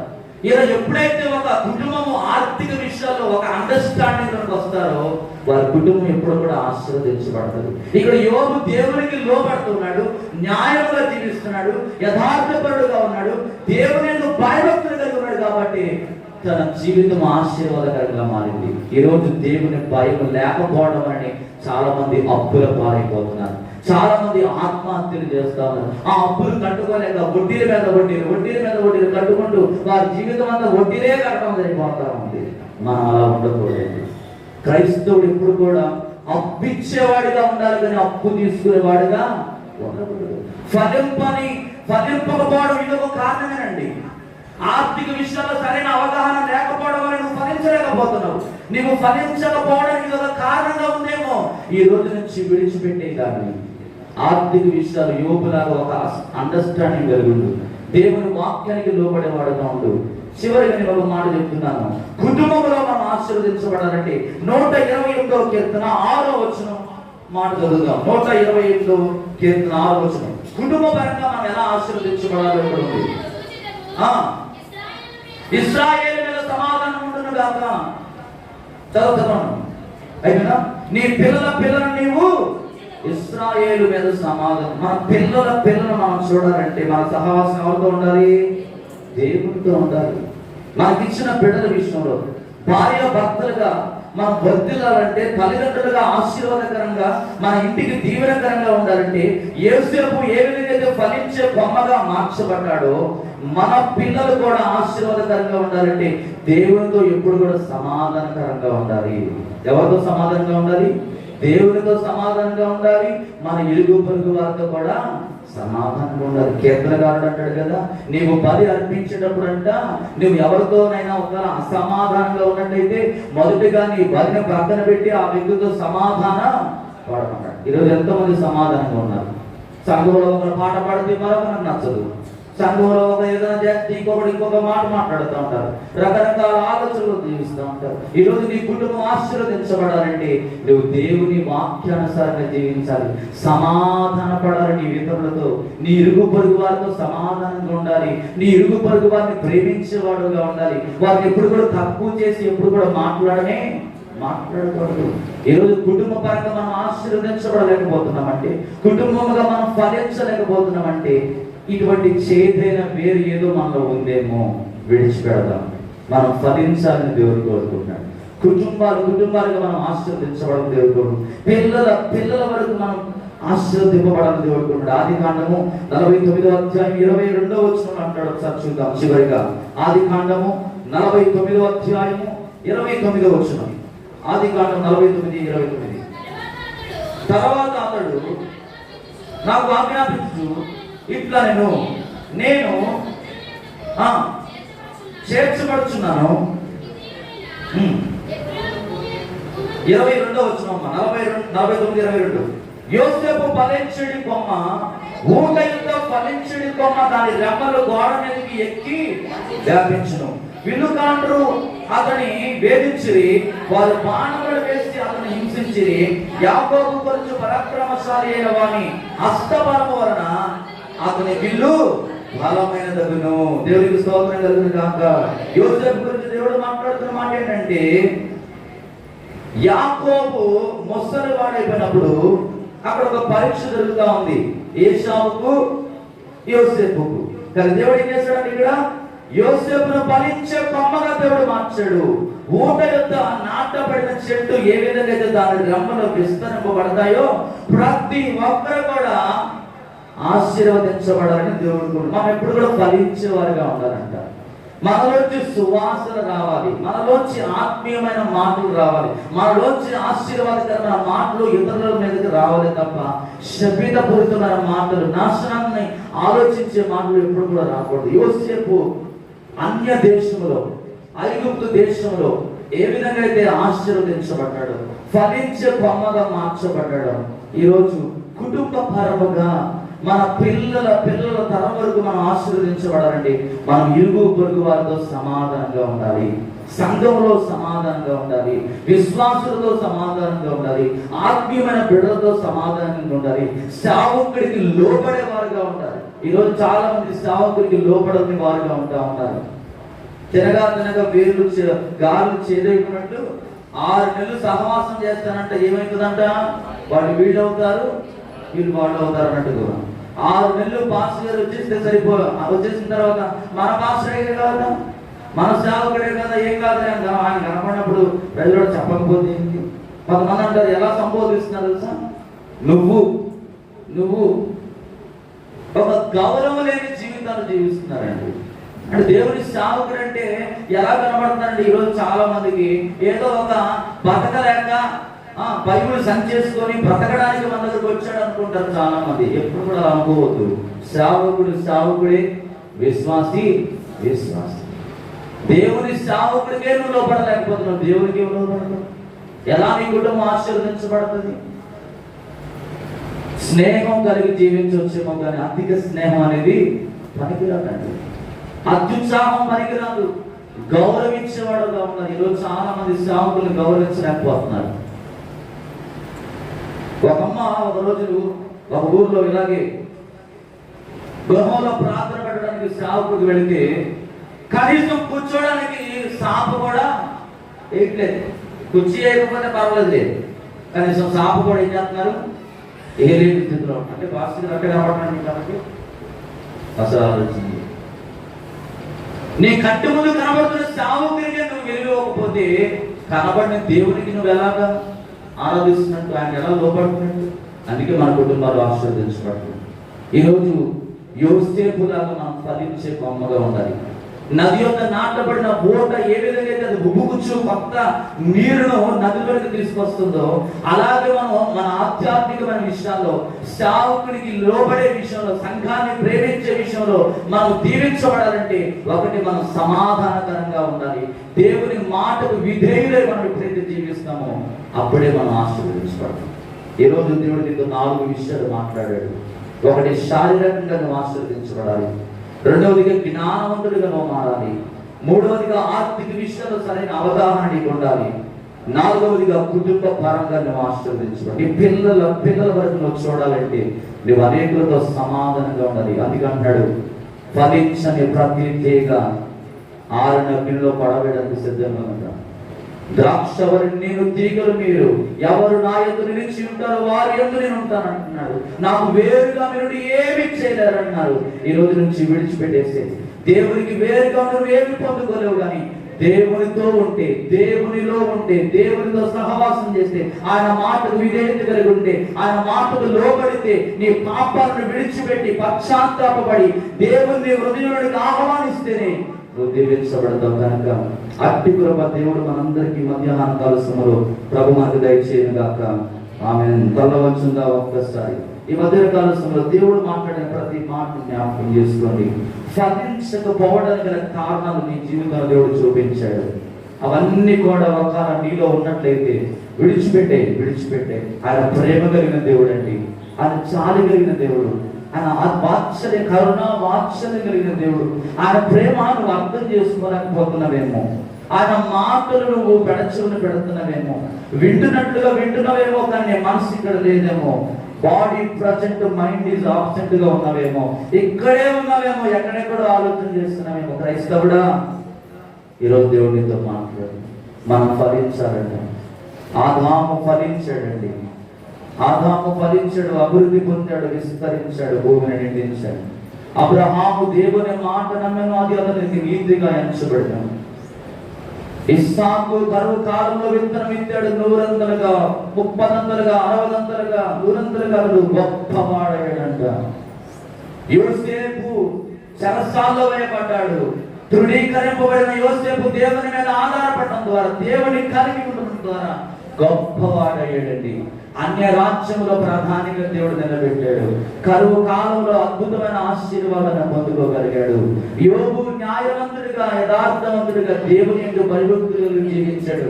తన కుటుంబం ఆశీర్వదించబడినట్టుగా చూస్తున్నాం. ఈరోజు మన కుటుంబాల్లో కూడా యోబులాగా, యోసేపులాగా, ఇస్సాకులాగా, అబ్రహాములాగా, ఆదాములాగా మన జీవితాలు ఒకలా ఉన్నాయా దేవా? ఈ దినం పరిశీలన చేసుకుంటాం. ఆర్థిక విషయాల్లో సరైన అవగాహన లేకుండా ఉన్నవేమో, దేవుడి విజయంతో మాట్లాడాడు. జాగ్రత్తగా ఉండాలి. కుటుంబ పరంగా మనం దీవించబడాలంటే దేవుని మాటకు లోపడే వారుగా ఉండాలి, సావుకుడికి లోపడే వారుగా ఉండాలి, సంఘాన్ని ప్రేమించే వారుగా ఉండాలి, ఇతరులతో సమాధానకరంగా ఉండాలి. సమాధానం అడగండి ప్రభుని. నోరు తెరిచి ఒక 5 నిమిషాలు దేవుని అడగండి. అయ్యా, నాకు సమాధానం దయచే ప్రభువా, నాలో ఉన్న కోపాన్ని తీసే ప్రభువా, నాలో ఉన్న అసూయను తీసే ప్రభువా, నాలో ఉన్న గర్వాన్ని తీసే ప్రభువా, ఇలాంటి మనసు నాకు దయచే ప్రభువా. నేను ఫలించాలని కోరుకుంటున్నానయ్యా. ఫలింపని తీగ ఏదైతే నాలో ఉందో ఈ రోజు నాతో మాట్లాడవు, తీసే ప్రభా, తీసే ప్రభా, తీసే ప్రభా దేవుని అడుగుదాం. Thank you Jesus. Hallelujah, hallelujah. పరిశుద్ధాత్మ దేవా నీకు వందనాలయ్యా. పరిశుద్ధాత్మ దేవా మీకు వందనాలు ప్రభువా.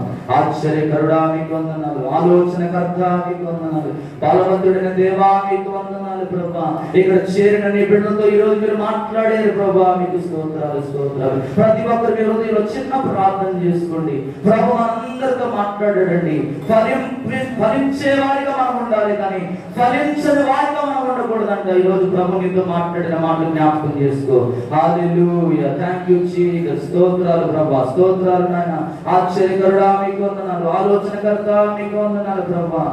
విత్తబడిన వాక్యం కొరకు మన మధ్యలో ఉన్న శామ్యూల్ బ్రదర్ ప్రార్థన చేస్తాడు. విత్తబడిన వాక్యం కొరకు శామ్యూల్ బ్రదర్ ప్రార్థన.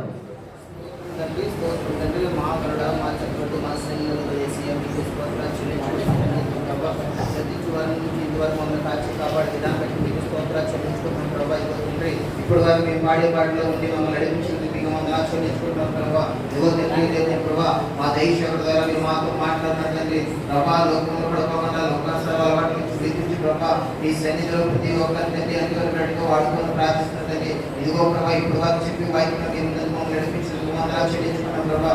నాయన ఇదిగో ప్రభా, ఈ వాక్యాన్ని మా హృదయం కాలంలో రాసుకొని వాడి ప్రకారం నడుచుకొని బాధ్యత మాకు దైవశకుడు ప్రార్థిస్తుందండి. ఇదిగో ప్రభా, ఇప్పటి నుంచి మరి మంచి వారు మాకు తండ్రి తండ్రి మా రోజున పరిశుద్ధాన్ని మేము కాపాడుకొని ప్రతి వారిని స్థితిలో హాజరైన కూర్చోమని ప్రార్థిస్తుందండి. లోకాసర అలవాట్లు మమ్మల్ని నడిపించడం ప్రార్థిస్తుంది. దూరం చేసుకుంటుంది మీ తండ్రి ప్రభావం జీవిస్తున్నాము. తండ్రి ప్రభావం మమ్మల్ని విడిపించడం ప్రార్థిస్తుందండి. ఇదిగో ప్రభా, తండ్రి ప్రభావం ఇచ్చి మా ప్రకారం ఒకసారి జ్ఞాపం చేసుకుని సంఘంలో ఉన్న ప్రతి ఒక్కరు జ్ఞాపం చేసుకుని ప్రార్థిస్తున్నాం. ఏ ఒక్క అవసరంలో నీ సన్నిధికి వచ్చుకోలేదండి, అవసరాలు తీర్చుకుని ప్రార్థిస్తుందండి. ఏ ఒక్క కోరికతో వచ్చారో ఒకసారి దయచేసి జ్ఞాపం చేసుకుని ప్రార్థిస్తుందండి.